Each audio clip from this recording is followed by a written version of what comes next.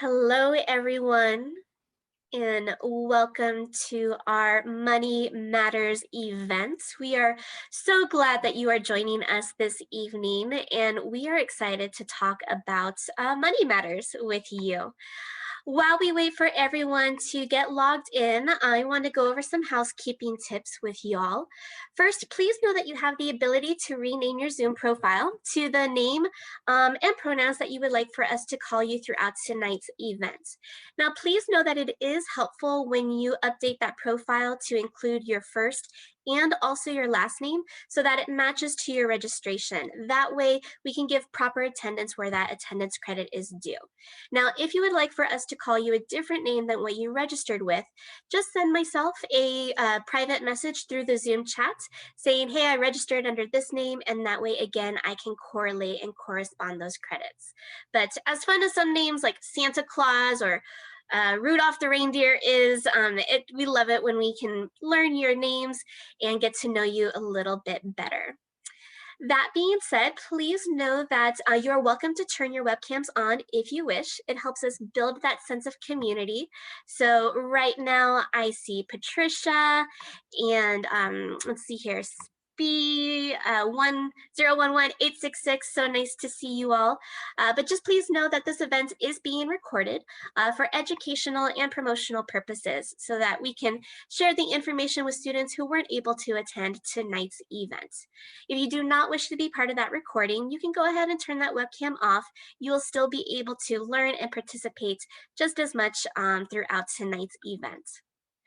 Also, if captions would be helpful for you, please know that they are available. Just go down to your Zoom toolbar and click Show Subtitles, and then those captions will be available for you to see. We do ask that you please keep all microphones muted throughout the event so that we can pay attention and be able to hear whoever is speaking at the moment. We get it, things happen. Sometimes somebody in the background starts talking really loud, the dog starts barking, or someone's using that really loud ice machine in the kitchen. And so that's why we ask you to keep those microphones muted. There will be time for questions at the end, but if you do have any questions in the meanwhile, please feel free to drop them in the chat box and we will answer them immediately or save them to the end to address at that time. We do want tonight to be a fun event, but we also want it to be a safe place. So please make sure that you keep all conversation respectful, civil, and clean. Also, at the end of tonight's event, we will ask you for your feedback, and that is how we will know to give you your certificate of completion. So we will have a feedback survey, which you see linked on the screen right now. My fabulous co-host Carla is also sharing that with you in chat. You can start filling that now if you'd like, or you can wait until the end and do it at that time. But that will help us just get a sense of idea of what you liked and also what topic ideas you have for the future. And again, when we receive that feedback survey from you, that will be our signal that you completed tonight's event and to send you that certificate of completion. So what I want to go ahead and do is introduce the folks who helped plan and coordinate this event. So first we have the folks from PIMA's Office of Financial Aid and Scholarships. Carla, would you please introduce yourself? Hi, everyone. Good afternoon. Welcome to Money Matters. We're excited to have you here. My name is Carla Gonzalez. I am the Assistant Director of Scholarships and Outreach at PIMA, and my pronouns are she, hers, and her. Thank you. And there was also Juanita, who's part of your office and helped plan tonight's event. She just wasn't able to join us, but I wanted to give her a shout out and thank her for her contributions. And I am Renee Forsyth. My pronouns are she, her, and hers, and I lead the first year experience program at Pima Community College. So one of our initiatives is called Adult Teen Series, where we try to teach those adult teen life skills, and financial literacy falls right into that category. So that is why it is our pleasure to help coordinate and promote tonight's event. But it would not be possible without our community partners from One AZ Credit Union. So I'm going to ask Jason to please introduce yourself. Sure. Thank you. My name is Jason Carrick, and my pronouns are he, him, and his. And I'm the workplace banking manager for 1AZ Credit Union, also the liaison for colleges and universities. And my banking career spanned about 22 years, the last 2.5 years with the 1AZ Credit Union. And I look forward to doing these types of presentations to try to spread more awareness and financial literacy to all involved. Awesome. Sounds like you know what you're talking about. We're in good hands tonight. Thank Mhm. you, Jason. Sure. And then Vanessa. Good evening, everybody. My name is Vanessa Alfaro. I am our regional sales leader here in the Southern region, housed right here in Tucson. So I am your local point of contact, and my pronouns are she, her, and hers. I also just posted our amazing link to get a hold of us in the chat. And it's our partnership link between 1AZ Credit Union and Pima Community College. Great, thank you so much. And we'll share those links again at the end of the presentation. But for right now, what I'm going to do is hand the controls over and let Jason start us off tonight. And again, tonight we're going to be talking to you about cybersecurity and identity theft. Now more than ever, things are virtual and online. And so how can we keep your information and your money safe? Jason's going to tell all of that and more to us. So thank you, Jason, and take it away. All right, great. So as was mentioned, the topic that we're going to be discussing this evening is identity theft. What is it, and how to protect ourselves from it? So we work with a great partner called GreenPath Financial Services. They've been around, so they're a nonprofit organization that's been around since 1961, and they provide great content and resources for financial literacy and awareness that we use for many of our presentations. So some of the things that we'll be covering this evening along the lines of identity theft is, first of all, talking about what that is exactly, how it occurs, how in fact thieves use this information if they get their hands on it, what we can do to protect ourselves, and then what if you're a victim? Where do you go from there? So the issue of identity theft has become very prevalent in recent years. Some of the data that I have is from 2018, and even since then, especially in the last year with COVID, we've seen quite an increase in identity theft related crimes. The U.S. government has made ID theft a federal crime, punishable by imprisonment for up to 2 years for general ID theft crimes, and up to 5 years for terrorism-based identity theft crimes as well. So this kind of show how important that it's taken. So next, we're going to talk about again, what is identity theft. More than 14 million people were victims of identity theft. This data was back from 2018, and so that's according to the Javelin Strategy and Research. It's easier. A lot of us think that it's never going to happen to us, and I'll share a little later kind of a recent example for myself that where my identity was compromised, and some of the heartache that it caused me. But the truth is, 19 people become victims of identity theft each minute in the U.S. and victims can span from children to teens to adults. So with some of the different ways that the identity can be compromised is, so computer crimes. So if your data being stolen during your online activities, one thing to consider is going to public places where maybe you use the Wi-Fi there if it's not a secure channel. I mean, there are surfers. There's people that they call that surfing, where they'll be maybe out in their car, or they have ways to try to break in, I guess, to the Wi-Fi channel and steal information that maybe that's coming from your computer, personal information. Personal betrayal would be another one. So that might be a friend, a relative, an employee of yours, or a stranger that steals your data and has bad intentions for it. Document loss. So if you were to lose your wallet and had your ID or credit cards or things like that, your checkbook, if you think about the fact that it's got your bank's routing number and account number, and the harm that somebody could do if that gets into their hands. And then even mail, it's important. A lot of people we use online bill payment as a form to pay bills and things like that, because it can be a little bit more secure. There's been many times where, maybe somebody's mailbox was broken into and they, a bill that they were paying out that had an account number, had personal information, was stolen out of a mailbox, and then it could be used for, for the purposes of identity theft as well. So we'll move on here to the next slide. Next, we're going to talk a little bit about how does this occur? How did the thieves, what type of processes do they use to do this type of thing? So again, we mentioned stealing, well, whether you lose your wallet or it's stolen. Mail was another one that we mentioned. Dumpster diving. So, if you've got statements or important documents, things that have sensitive information, and if you put those in your regular trash, or if you live in an apartment and it goes into a dumpster, thieves have been known to do that and to try to find documents with that type of information. It's a best practice to try to invest in a shredder, to where you can shred documents in your own home, especially the sensitive ones that you wouldn't want to get in the hands of others. If your house were to get robbed, or your business, if you're a business owner, that's another way. And having a safe is not a bad idea, or to put certain key documents, a piece of information in there in case your house were ever to be burglarized. Email scams are a big one. I mean, I think we've probably all seen some form of that, where people tried to make it be deceptive in emails that come through and get you to either click on a link or to put your own information, respond to their email with information that they might be able to use. ATM or credit card skimming. So sometimes the news will have it, different places around town, gas stations, certain gas stations, to where there's this skimming device that they'll put on point of sale terminals, especially if it's outside of a business.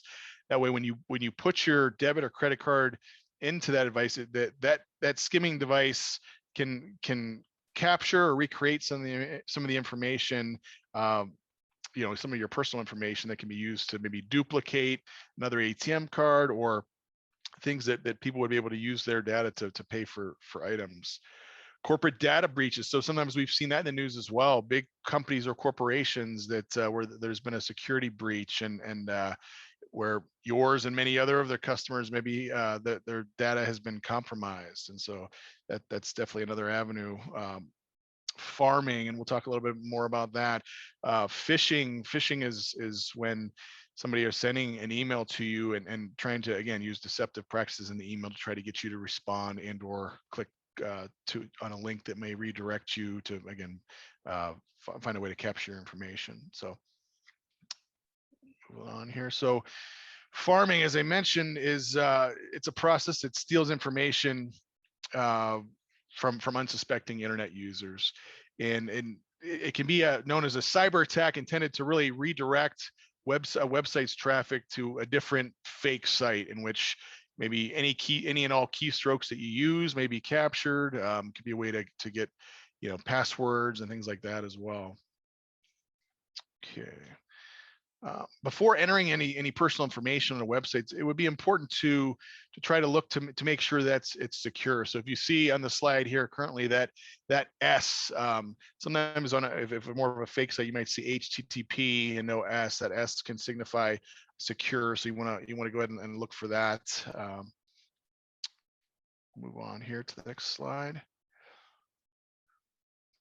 Phishing was another term that I'd mentioned. It's a practice that online fraudsters use they call it to phish for confidential passwords and financial data from the sea of internet users using email. And sometimes these scams or emails can be somewhat believable. There's some of them that are outrageous. Right away that maybe there's no way somebody's asking me for this information, or it's very, very poor grammar in it, or those types of things. But there are, you do have to try to stay aware. I know that our company at the credit union, the IT people will send out information all the time, these phishing attacks, to just make sure that we're educated and informed as employees, that we're not clicking on things that we shouldn't be doing that's going to compromise things. And if we do happen to do one that's a kind of a company planted one, then they're going to let us know about it, and they'll typically make us take some additional training and that type of thing. And so I will admit there's been one time where I did click on something that I shouldn't have, but it was a very believable one. So it's important to to really take that seriously and to take your time when going through that. Next slide.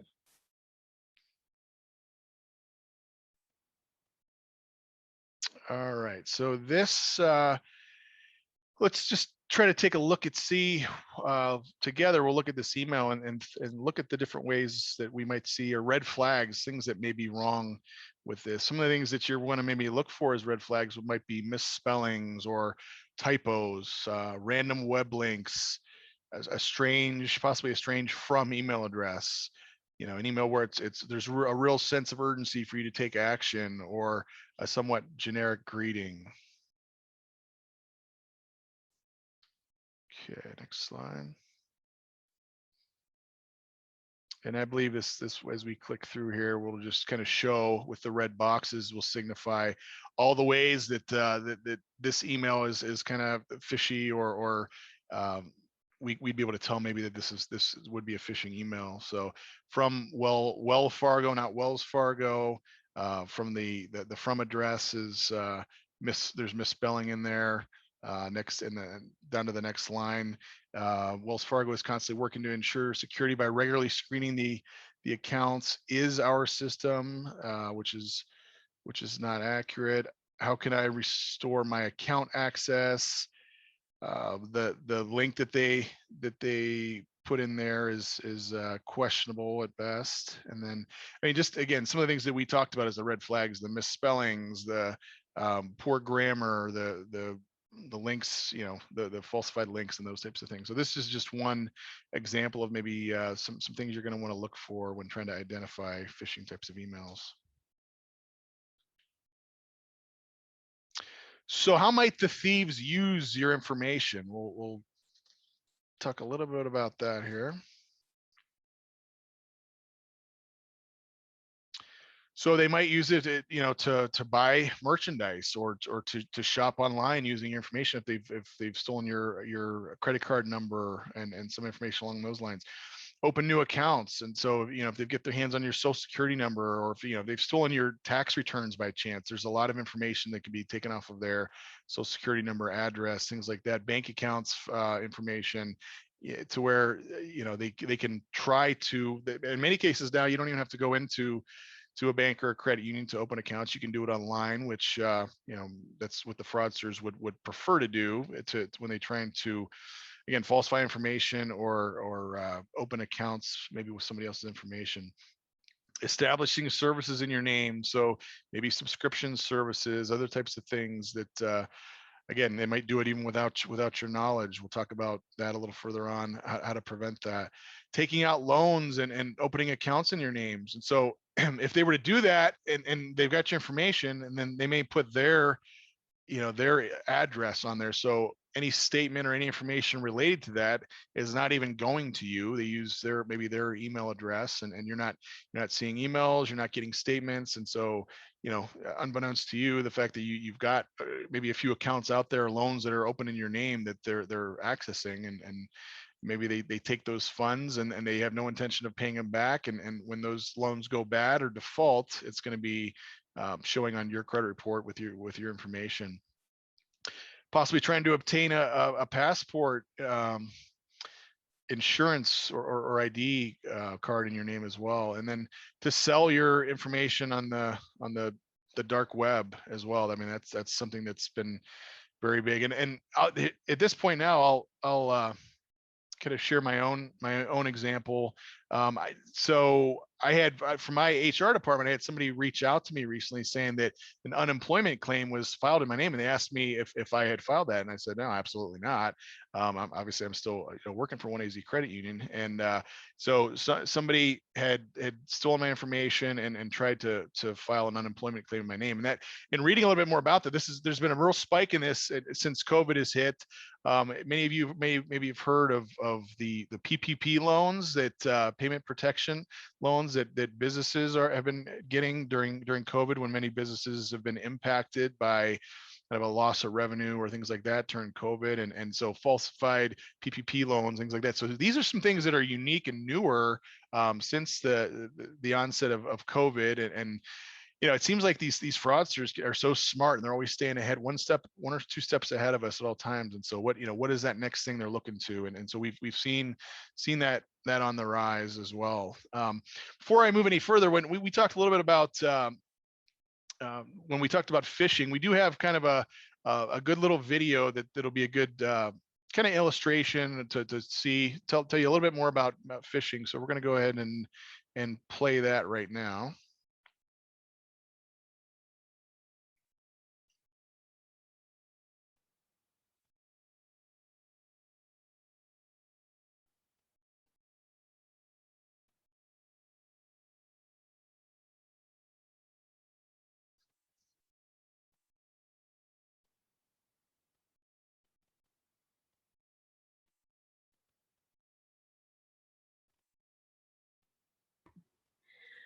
Carla, we don't have any sound. Can you make sure that it's optimized? Sophisticated form. There we go.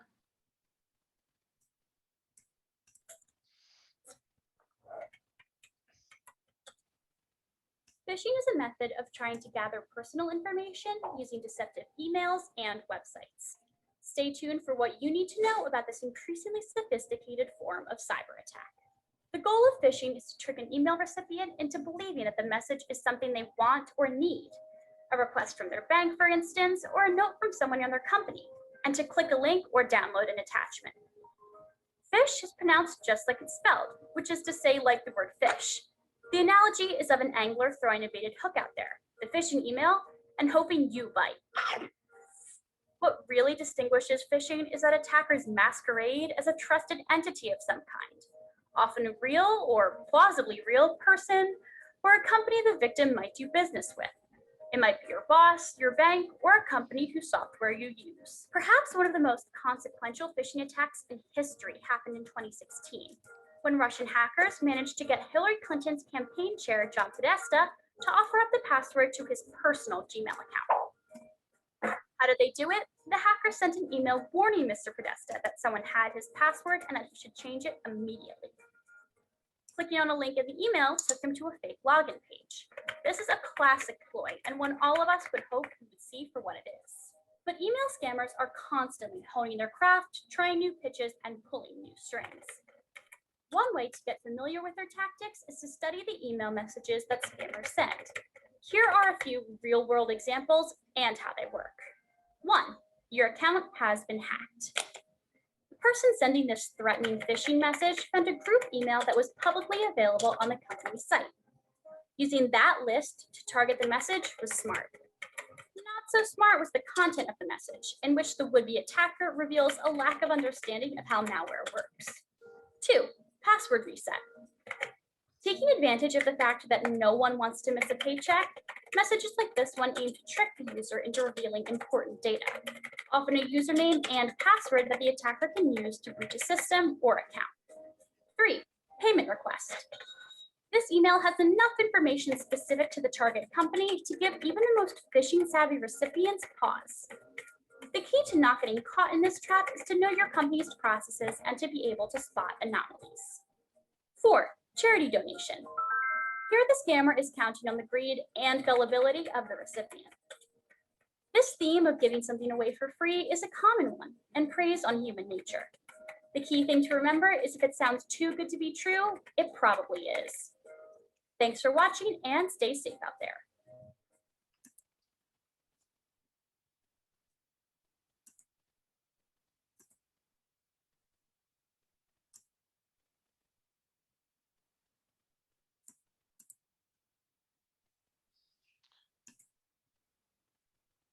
All right, so we'll move forward one more slide, please. Okay, so now we're going to move to, how do you protect yourself? So, monitoring your credit report regularly, or, at least once a year, if not twice a year, is a good way to do it. Some of the ways that we mentioned that thieves may get a hold of your information or opening up accounts in your name. If they're doing it in a manner with which you're not even finding out about it, then it could go under the radar. So that's where, if you are doing a thorough check once a year, at least, checking your credit reports, we share this resource, annualcreditreport.com, which allows you to get one free copy of each credit report, Experian, Equifax, and TransUnion, once a year, and that'll show you every trade line or everything that's on there. So that would be a good way for you to catch something like, wait a second, I've never applied for, a Citibank credit card or a Capital One credit card in my name. I shouldn't have that. Where did that come from? And so now all of a sudden that sounds off alarm bells for you, and you would then go through the process of trying to dispute that. But if you didn't do that practice, then that you could go quite some time where maybe you wouldn't even know that somebody had opened up something in your name. So again, annualcreditreport.com, and there's also the phone number as well as the mailing address there. So when you go to annualcreditreport.com, this is this would kind of look to see this shows you what it looks like, what you can expect to see when you go to that site. Now the free version of that, again, will show you each trade line that's showing up on there. So any type of account that is on there. If you wanted to see your credit score, then you would have to typically, it's between $6 and $8 per credit reporting agency, and that's pretty important as well, especially if you're trying to get ready to make a large purchase, or you're going to be applying for a loan, let's say a car loan or something like that, or a home loan. You've got to go in a year, you're saving up money to try to, you would want to do that ahead of time, at least 6 months in advance, not only to just making sure you're protecting your identity and making sure things are accurate, but to know where your score is, because the higher your score is, it can lead to lower interest rates and be very beneficial for you there. So again, along the lines of how are we protecting ourselves, using strong passwords is one. I mean, it can be a pain. We've got so many passwords out there for so many different things. So using, one of those password protection sites where it kind of houses all your passwords, but try to use a different password for everything. I know that in the past, I've maybe not been as diligent as I could have been with, and maybe using a password for more than one thing. And that's really not smart, because again, if the wrong person gets their hands on information, they're able to find out one of your passwords, and it happens to be now a password for many different sites, then it's just that much more access they can have. So mixing it up, making a different password for each account, passwords on your phone and your computer as well. Using a passphrase is important too. I mean, it's a little bit harder to crack. Also using space keys. So if you have a phrase, not just a phrase, but putting a space key that counts as a character in between each word in that phrase. So even if a fraudster were to, if you did happen to write down your password, which you really shouldn't do, and somebody got their hands on that and it was a phrase, they might not account for the space in between each words in the phrase, that character that is. So it's just an additional way to try to protect yourselves. I will say that in the last company that I worked for, there was a gentleman who he worked for us in the corporate security area, but he was also contracted by different employees where they would hire him to do consulting work for them to try to hack through their company system, or to try to come into their place of business to see if employees were being diligent, or if they were allowing them access to things they shouldn't have access to. And some of the things that they went over and covered were, you walk out of there somewhat terrified. They talk about social media and the fact that people sometimes divulge too much information on social media, things like that. I mean, some of us have heard about the fact that on, people getting they've gotten vaccinated in the vaccine cards, and posting that on Instagram. Well, it's got information on there that people can duplicate those, or even parents that are sharing things of their kids and what school they go to. I mean, that's all information that some of these fraudsters can use to really piece together parts of people's identity, and they can use it for not good purposes. So it is something that we should all kind of be aware of, especially in an era where many of us use social media and share a lot of things on there. Okay, next slide. So just being vigilant, steering clear of suspicious websites and links, not giving out your personal information to a caller or through email. In many cases, I mean, I've seen some of the emails where people are posing as your bank or that type of thing. I mean, your bank would never ask you for personal information in the form of an email. So just being, being aware of those types of things. Make sure that you're deleting unknown emails and not downloading attachments. So sometimes the links and or attachments, again, can open it up to the fraudsters to possibly see each and every key that you're typing in for passwords and those types of things.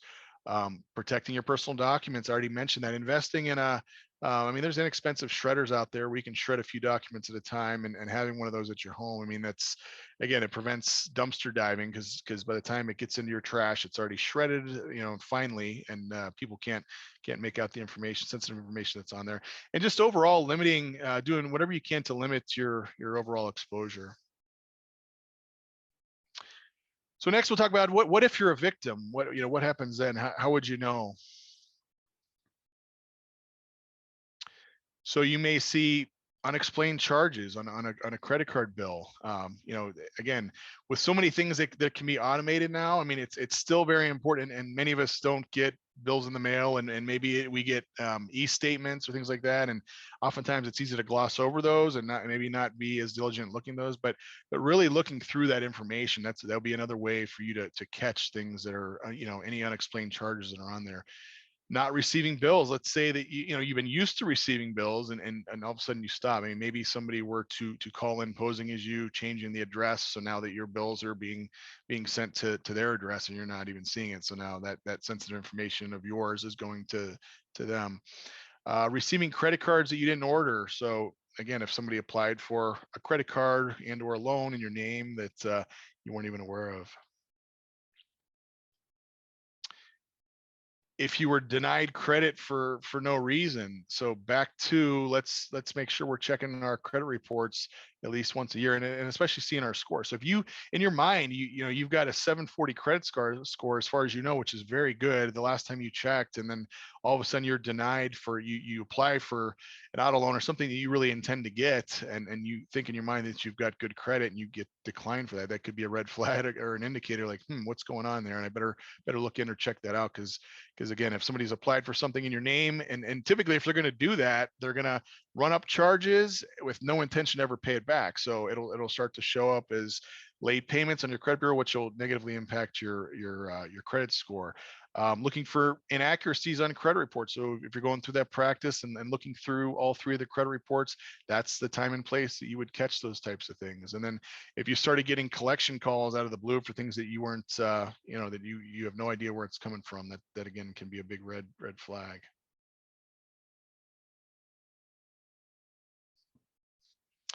So part of taking action would be the resource identitytheft.gov. I'm sorry, you can file an FTC ID theft report through the FTC. Filing report would help because it's acting as a declaration of your innocence. It also can help to start an investigation. A police report, filing a police report to go along with that is also being very thorough, and can help you, especially when you have to get into the process of disputing through your creditors or banks, things like that, things that got open in your name that you never had any intention of doing. I mean, by being able to show a report filed through the FTC as well as a police report is going to be all supporting documentation that they're going to want to see to ensure your innocence. So contacting the credit bureaus, so letting them know. I mean, you could put a freeze on your credit. That would be, so if you were to put a freeze on your credit, if anybody at any time, even yourself, were to try to apply for something, they wouldn't be able to. And if you knew of something that you needed to apply for ahead of time, you're going to want to call the credit reporting agencies to release that freeze on your credit bureau, and there'll be a password that you would use to do so. But if you did put a freeze, many people do that once their identity is compromised, or if their identity is stolen, because it can really stop things right then and there from snowballing. As was mentioned, again, filing a police report, so that would go along with contacting the local authorities.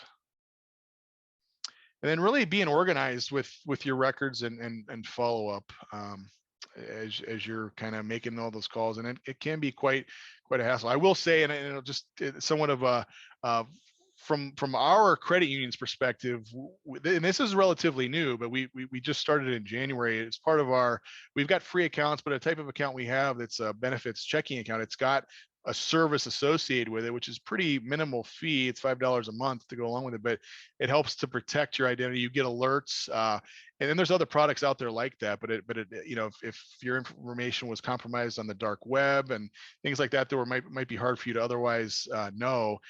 To be able to get, you know, a system that is proactively looking after your information and sending you alerts if there's anything out there that isn't as it should be. I mean, I know, again, back to my situation, I mean, I didn't sign up for that product until, again, my identity, when I had the false unemployment claim that was placed in my name with the company that I work for, and that obviously freaked me out a little bit. And so I've signed up for that product so that I do get alerts now if there's any type of information going on, or any type of practices going on that shouldn't be related to my name. So again, as far as, you know, the continuation of the theme of taking action, knowing your rights, being a very educated consumer, staying abreast of other scams that are out there. You know, oftentimes that you'll see that information in the news, or you do a Google search on it to see, you know, what's the latest and greatest type of scams, or what are the fraudsters, what are the themes, are there trends, the things that we're seeing.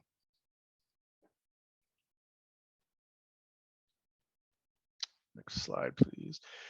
And then again, our partner, GreenPath Financial, that's who provides a lot of this content that we present to the nonprofit, and they do a great job of coming up with wonderful content that can help to empower people and learn more about financial awareness and literacy. So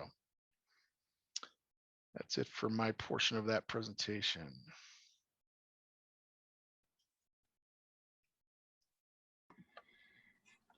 Great. Thank you so much, Jason. Sure. So if there are any questions about anything that Jason covered, please make sure that you ask them in chat. And there will be some time at the end where we ask those questions of Jason. And if it's a short and simple question, Vanessa can also immediately answer those for us as well. But what we want to go ahead and do right now is do an activity where we're now going to test your savviness in identifying phishing, vishing, and smishing scams. And so real quick pop quiz in chat, go ahead and guess, but what does phishing stand for? P-H-I-S-H-I-N-G. What kind of scam is that? How would you receive that scam? In what format? Let's see what some of those guesses are.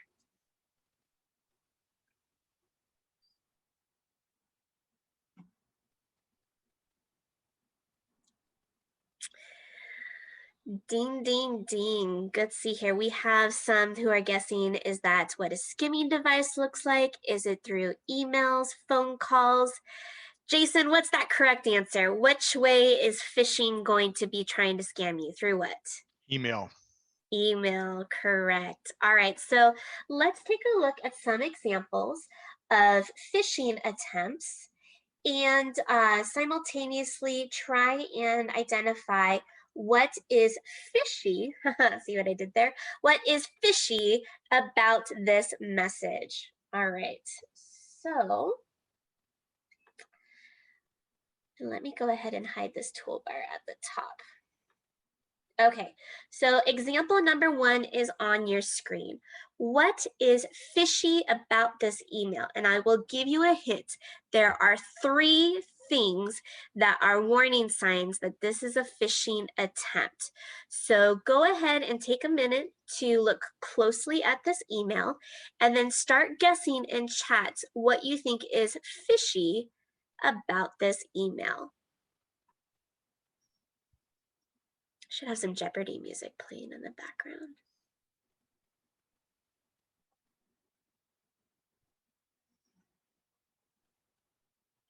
So again, there are 3 things that are fishy clues that let you know that this is not a legitimate email. So we have some guesses here about how it's not addressing you by your name. how please is spelled incorrectly, how it wants you to download something. There's an attachment. It's asking you to upload your login information. These are all great guesses.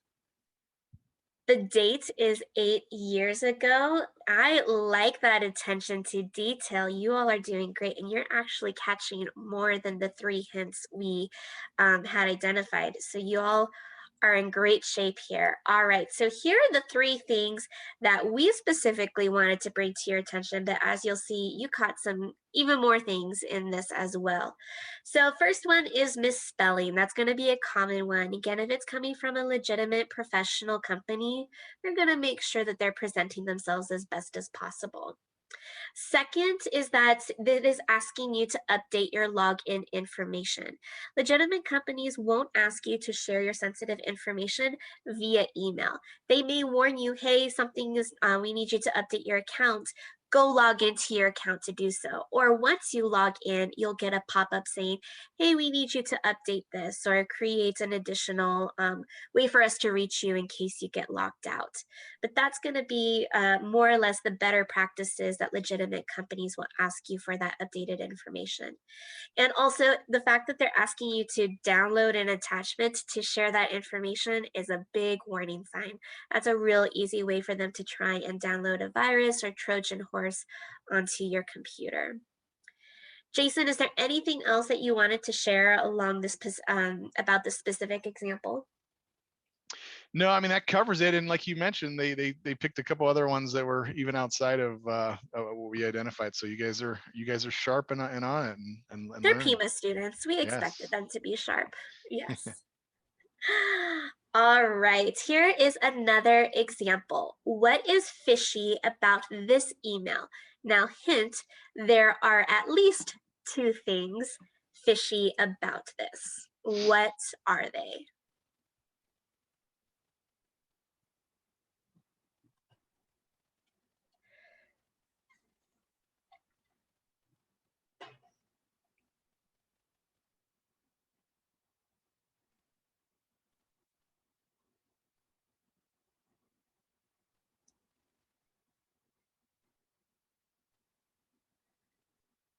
Give you all some time to look at that closely. And if anything, this is a good indication of how much time we should be spending to really pay attention to these emails that are unsolicited, to make sure that we don't get caught in that phishing net. But go ahead and chat. Once you've taken a close look at this example, go ahead and guess what you think the 2 things are that are fishy about this email. Give you all about another 30 seconds.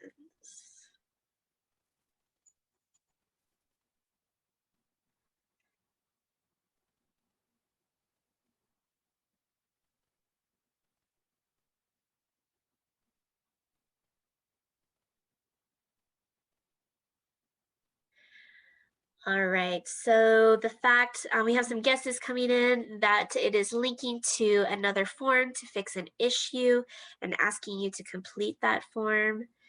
The fact that the email is from cbcbuilding.com and not Costco.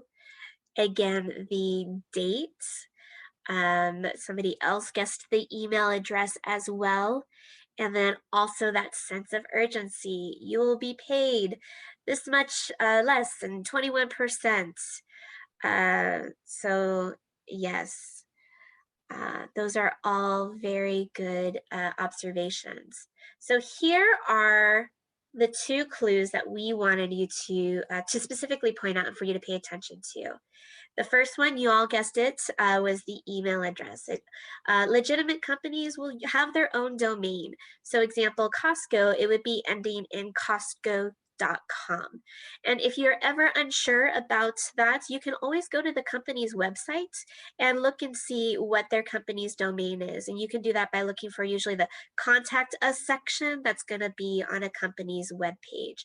Google is our friend, so keep an eye out there, and usually you can find what their domain is and help suss out if it's legitimate or not. The other tricky piece of this, so yes, that sense of urgency was definitely a telltale sign, which we taught you about. But also another sneaky little detail in here is that it did not use the official company logo. Now, at first glance, that is a really easy detail to miss. You'll see it was using the similar color code, but the font is off and companies are going to use their branded logos. And a lot of times those branded logos are going to be somewhat protected. And so the fact that they did not have access to that and they had to make their own is another sign of something to just pay closer attention to in the future. All right, so pop quiz number 2, or for the next phase of what we're going to do. This is going to be a smishing example. So S-M-I-S-H-I-N-G. What kind of fraud is smishing going to be? What format are you going to receive it? Go ahead and take it to the chat and give us your best guess. Let's see here. Emmanuel is guessing text message. That's a very good guess. Anyone else? What does smishing stand for? What kind of fraud is that going to be? That's all right. We got you. We're about to give you the answer. All right. It is through text messages. And the reason why is because text messages can also be known as SMS. And so that's why they went ahead and did that play on words for that. Real quick, I'm going to back up because I forgot about this slide. You all were doing a really excellent job of paying attention to those phishing email details, but if you ever want to continue testing yourself, Google has a really great quiz, and it is on the screen, and Carla will also share that in the chat with you. And it's even more challenging to test your savviness on whether or not you're someone who's easy to get phished or not. And so if you ever want to continue testing that skill, go take a look at Google's quiz, and that's a great way to continue learning and growing there. All right, so back to smishing. What is smishy about this text? So same drill as before, we want you to pay close attention to it. And what is it about this text message that would cause your antenna to raise and say, something's not quite right about this? Take it to the chat, give us your best guess, and then we will discuss.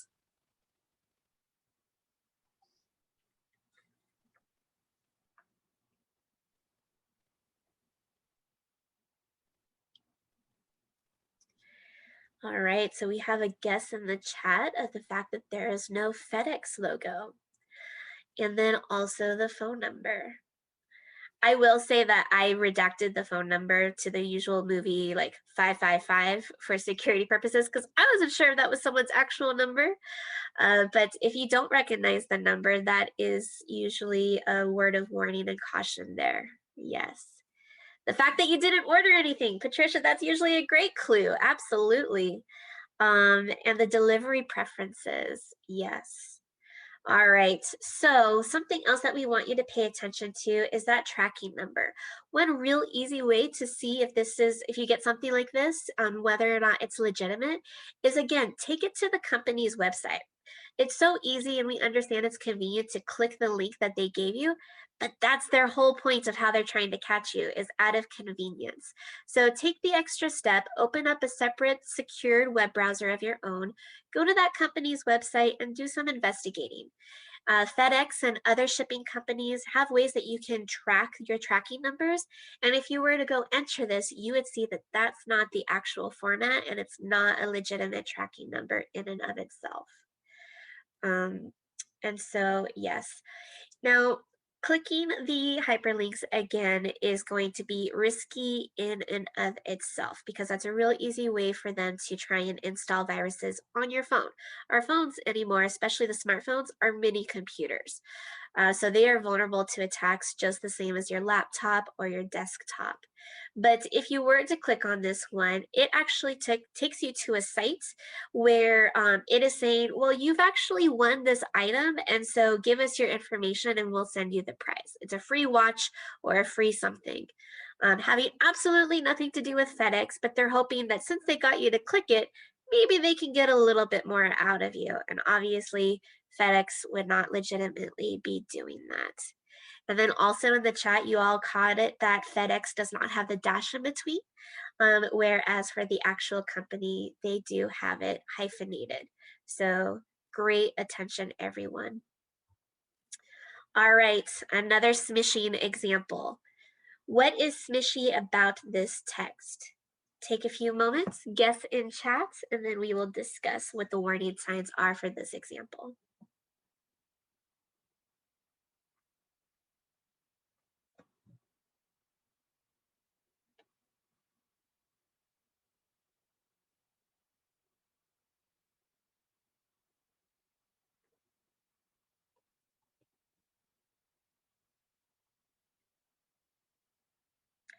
All right, so we have some guesses coming in here.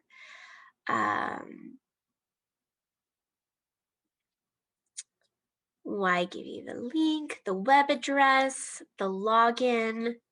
Yes.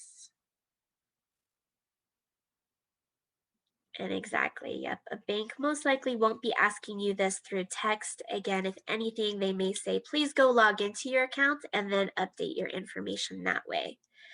Vanessa, let me ask you a question. If one AZ credit union were to need to contact their holders, what would be a legitimate way that they did that to communicate with their members?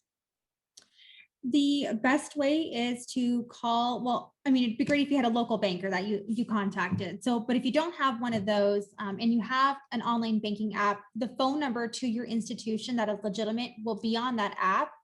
Or you can go directly to your bank or credit union's website. That is the phone number you're going to want to use, not a phone number that was provided to you through a text, email. And another talking point for that is we also won't call you and start asking for your debit card number or anything like that. So even if you see a 1-844 800 number and they claim to be your bank, if the bank is calling you, they will not ask you for your debit card information. I know that can be tricky too, but the best, most secure way is for you to actually get the phone number to your institution and give them a call and verify yourself through their security questions. Great points, thank you. Yeah, more and more companies are using text. Like for instance, my dentist office just this week sent me a text to confirm my appointment. And so that has opened up a gateway for these scammers to get creative and try and best us through text messages. And so one thing to think about is, did I opt into this as well? You know, text communications from this business or entity and office. So great points, thank you. Now for the particular example on the screen, and some of you all were noticing it and guessing it in chat, so great job, is that the link that they shared, a couple things. It's a bit.ly reduced link, and typically legitimate companies won't create it as a bit.ly to their site. But then also the second warning sign to kind of confirm this is smishy is that it doesn't have the S to indicate that it is a secured web page. So again, when in doubt, go and do your separate web bar search, go to the direct company website, log into your actual account, or just contact them directly to follow up and ask and say, hey, I got this message. Do you really need me to update this? So on and so forth. There's something still beautifully simple about you calling them and working it out. So. All right.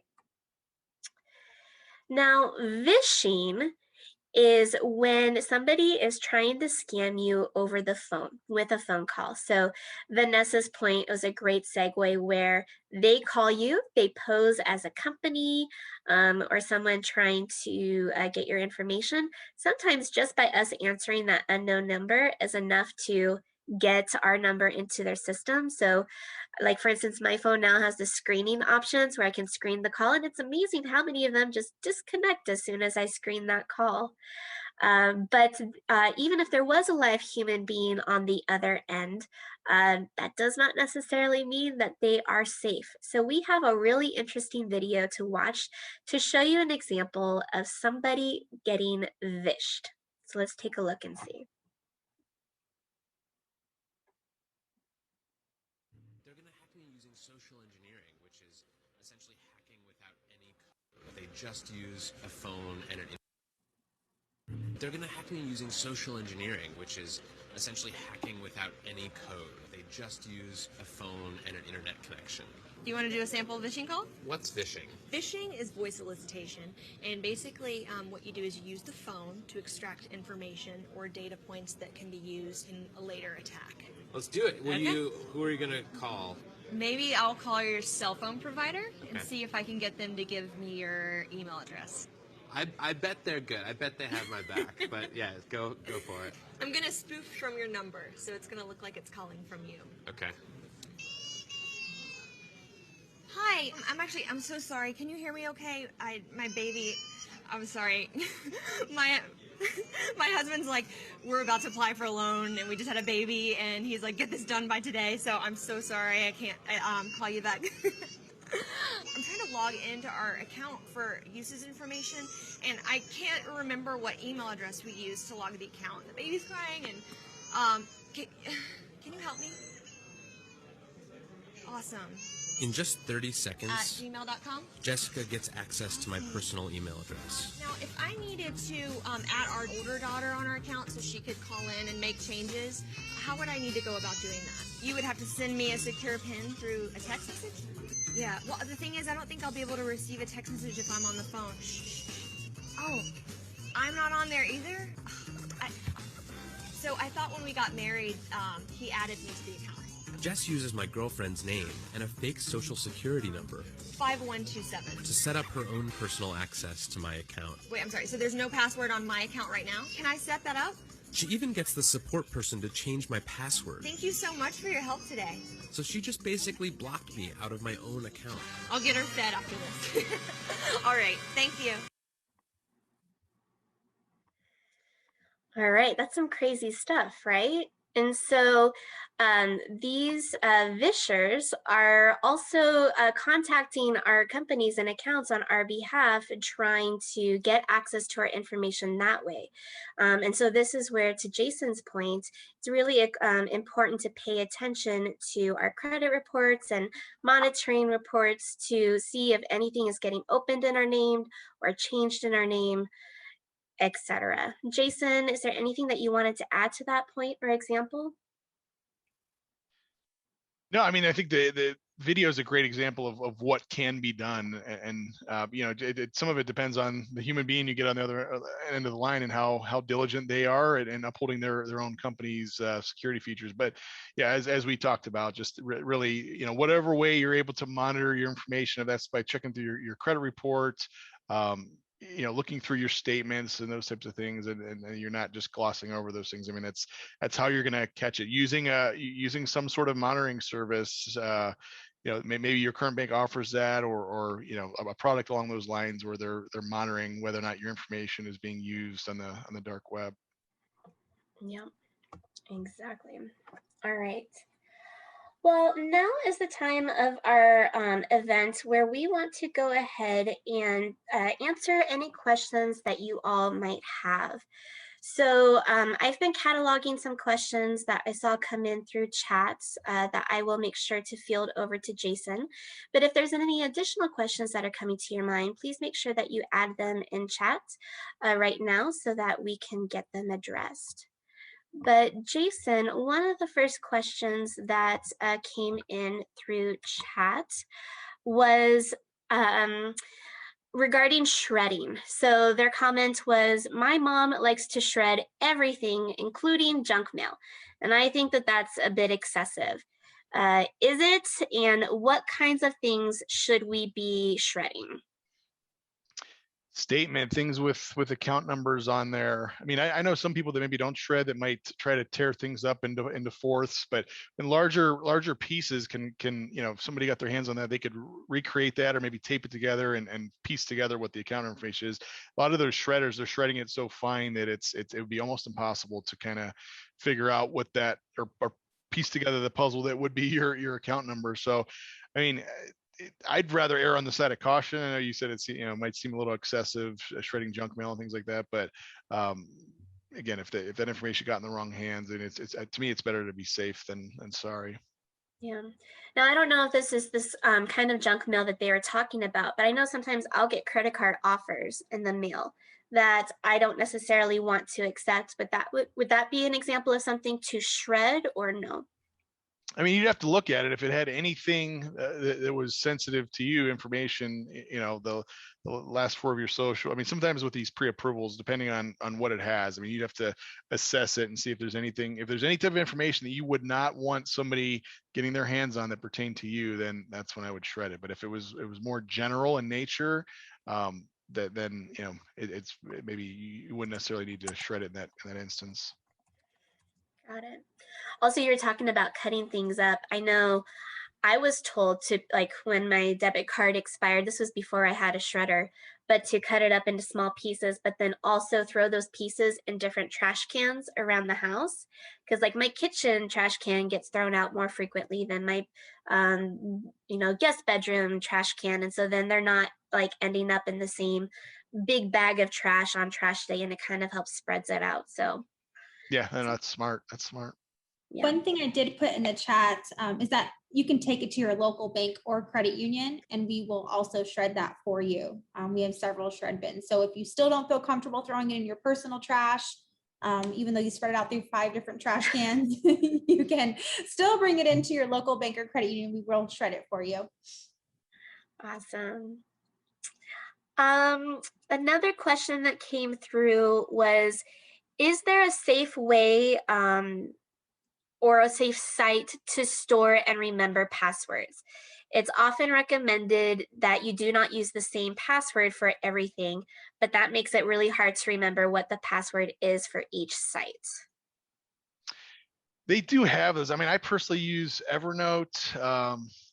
It's a kind of a secure way with a password that gets me in. But I mean, Vanessa, do you know of any off the top of your head? I know there are. They do have sites like that, password. I'd have to look them up, but I don't know if this is one that like for personal use, but I know we've been seeing a lot of that LastPass, and I know that that's like similar, but I don't know if that's a personal use one. Are these free? Just out of curiosity, LastPass and Evernote, are they free, or do you have to sign up for it?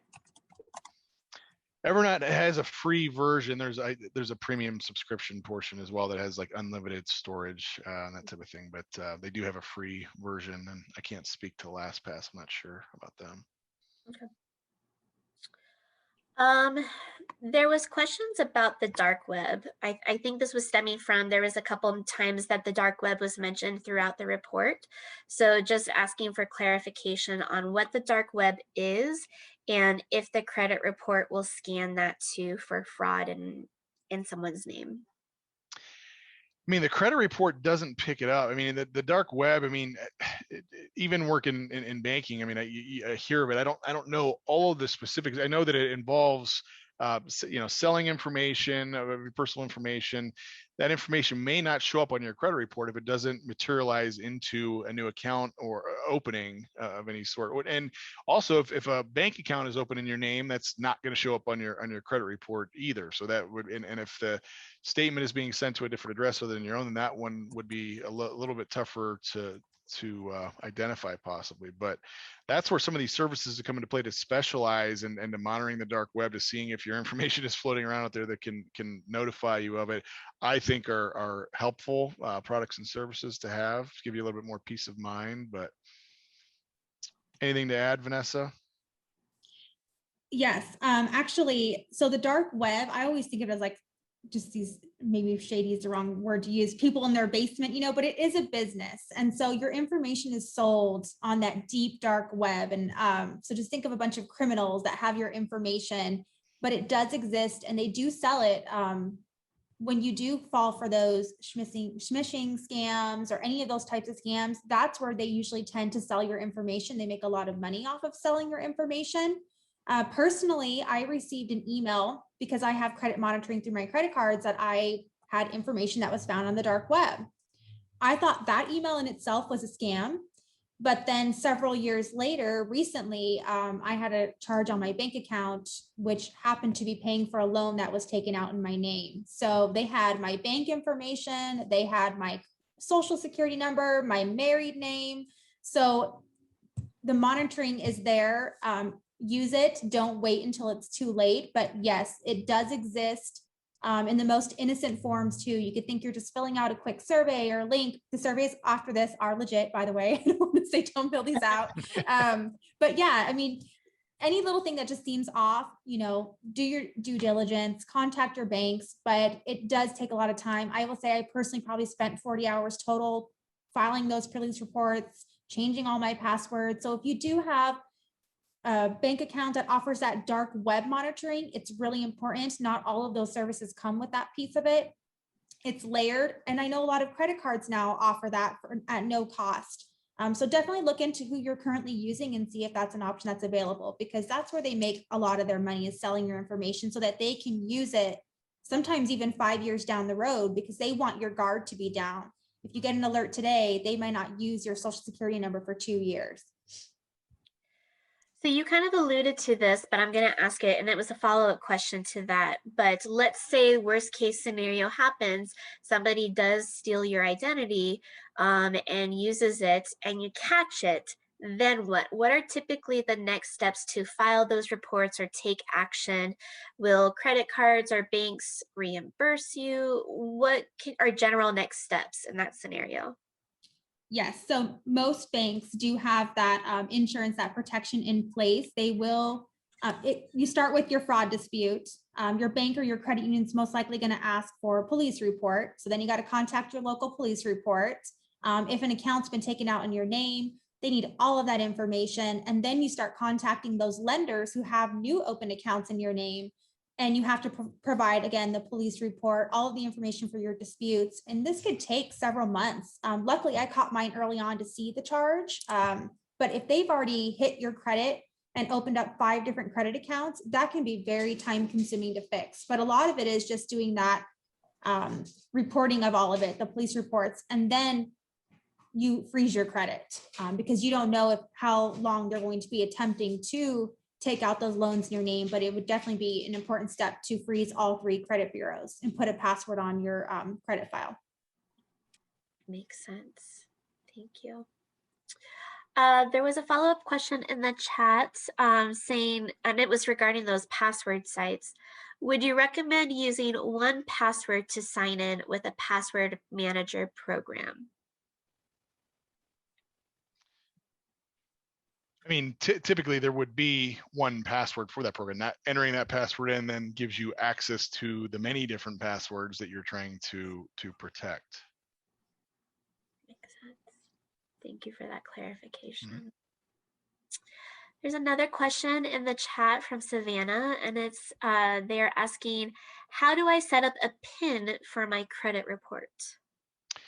You would contact the credit reporting agencies individually. So there's 3 of them: Experian, Equifax, and TransUnion, and they'd be able to notify you what your options are. There's various options. I mean, you can put a freeze on your credit. You can add a PIN. You could add, so you could add what's called a consumer statement. So saying like anytime, something along the lines of anytime that somebody's applying for credit in my name, please contact me at this phone number. And then you're putting the phone number on there and that way. So there's multiple options, all of which are going to basically prompt them to either a freeze isn't going to allow anybody to, you would know yourself if ahead of time you're going to be applying for something, and then you would call and you would have that freeze lifted, or whether that be a PIN number or a consumer statement where you're going to be notified each and every time at the number you provide each and every time that somebody tries to apply for credit in your name. So it would be going through each of those credit reporting agencies to work on that. Yep. And those settings are changed online. So you can actually go to Experian.com, Equifax.com, TransUnion.com. And if you create a profile, you can actually turn that on and off online. That's the easiest way to do it. And just as a side note, there's been a lot of conversation in this event tonight about credit reports. And so last month, that was what our featured topic was credit reports. So if you weren't able to make it last month and you want to learn some additional information about that topic, we'll share the link with you in our chat. But basically, the recordings for all of our events can be found on our YouTube page at Pima Student Engagement. Thank you, Carla. And it'll be under the Adult Teen 101 playlist. So tonight's recording will get loaded by sometime next week, but that credit report recording is already in there for you to watch and learn from. There is another question from chat here from Patricia asking, what about companies that tell you they had a data breach? Are they safe?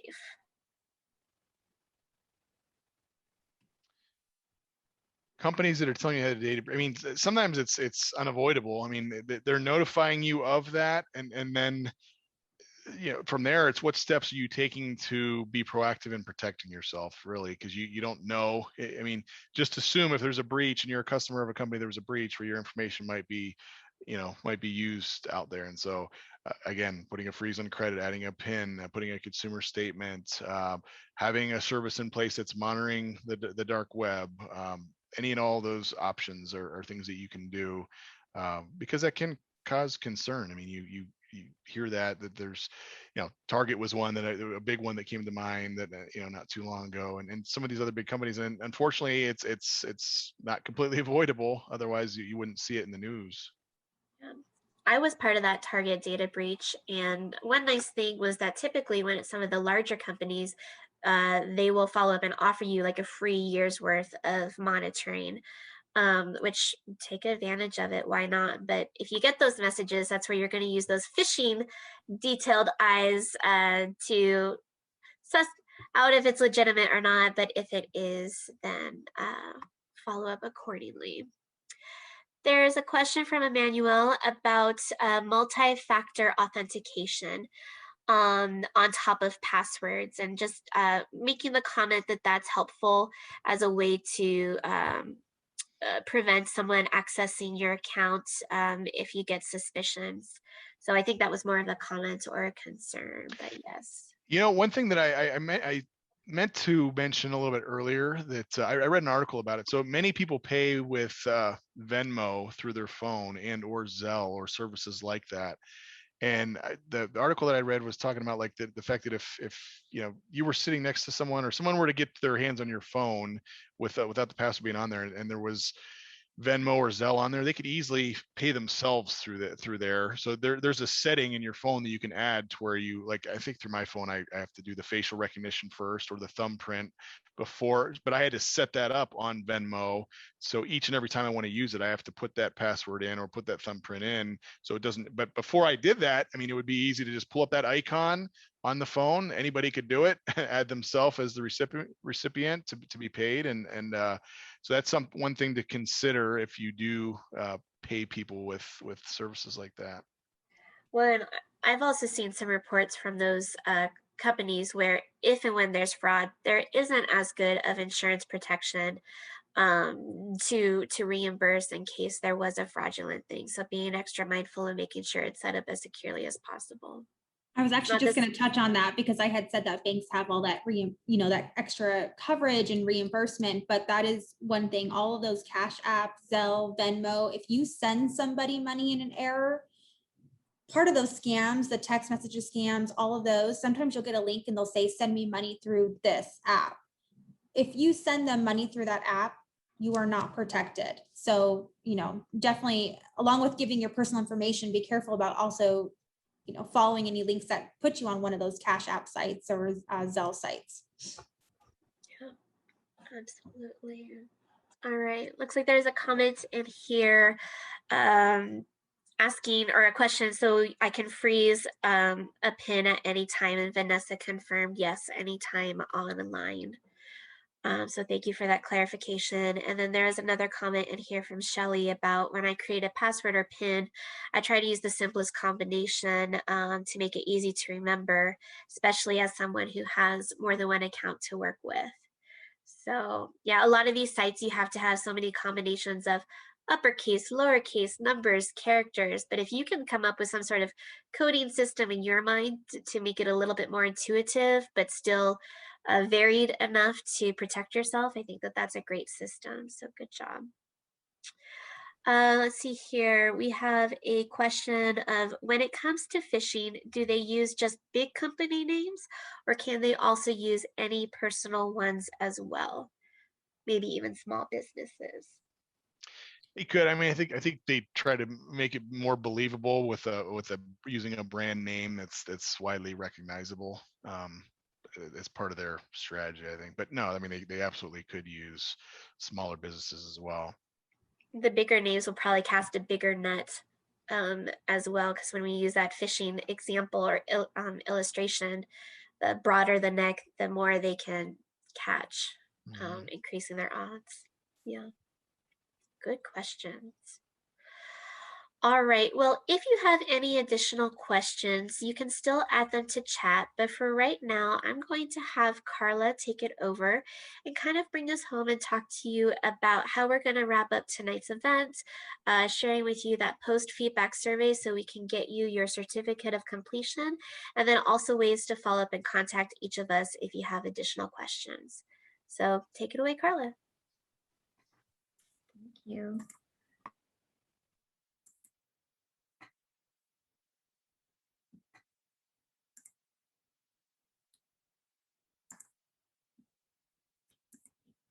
Sorry about that. Can you all see that? All right. Well, first of all, thank you. Thank you for attending this Money Matters session on identity theft. We hope that you enjoyed it and that you found great value in the information that Jason, Vanessa, and Renee shared with you today. And if you missed our first two sessions, they are available at on YouTube at Student Engagement, and I'll share the link shortly. And also a huge thanks to our partners from 1AZ, Vanessa and Jason, because without their help, we wouldn't have been able to share this information with you. So thank you. And of course, to our hostess with the mostest, Renee Forsyth, for hosting us and her amazing expertise with us today from first year experience, and to Juanita, who's not here today, and the Office of Financial Aid and Scholarship. So thank you. And we do want to make sure that you get your certificate of completion. So please, I'll share the link just momentarily. Please complete the survey. It is very important that you provide your feedback. Your feedback is key and informational to us so that we can bring more sessions or learn more about what your needs are so that we can share with you. So again, please go ahead and complete the survey, which you can see on the screen. And I'll go ahead and share a chat as well. And that concludes our session for today. But before I do that, I apologize, I'm going to go ahead and share that. Just switching off here. And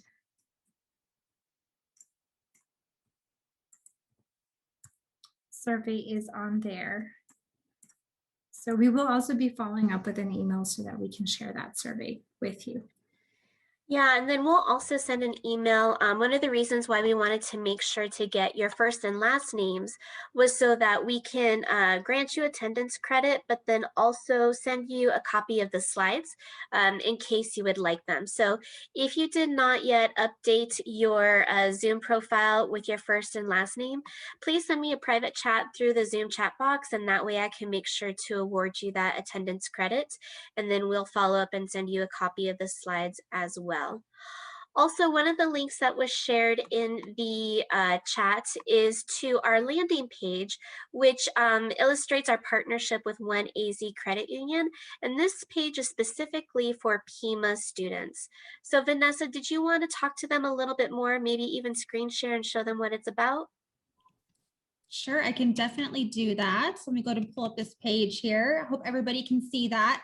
We are really excited about this partnership, and it has been amazing to work with all of you. And we appreciate the students that have come into our branches recently, just based off of this information. So we have a lot of good offers for the Pima Community College students and faculty. But if you do visit our webpage, you will see the offer there where you do get $100 if you open up a 1AZ checking account and you are a student of Pima Community College. So come on in and see us.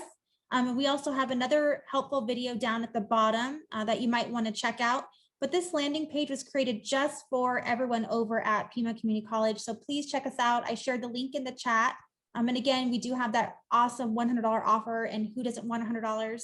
I want $100, but I'm not eligible. So please check us out. And thank you again for everybody who helped us with this presentation, all the ladies at Pima and all of the students for attending. Thank you, Vanessa. So again, if you have any additional questions that come to your mind, even after today's event, please do not hesitate to reach out and contact us. All of our contact information, our emails, our web pages have been shared in chat. So please don't be shy, reach out to us and let us know. Again, please go to our YouTube page, watch the other previous recordings. And if you're not already following us on our social media, please do so, especially the first year social media, because that is where we will share the outline of events to be scheduled in the future. This was our last Money Matters event for this spring, but as we get more plans identified, we'll share those dates, times, and topics for the fall semester. But otherwise, that wraps up our event for tonight. Again, thank you so much for joining us. We wish you a wonderful rest of the evening, a fun and safe weekend, and thank you so much for joining us at Money Matters. Take care. Thanks, everyone. Thank you.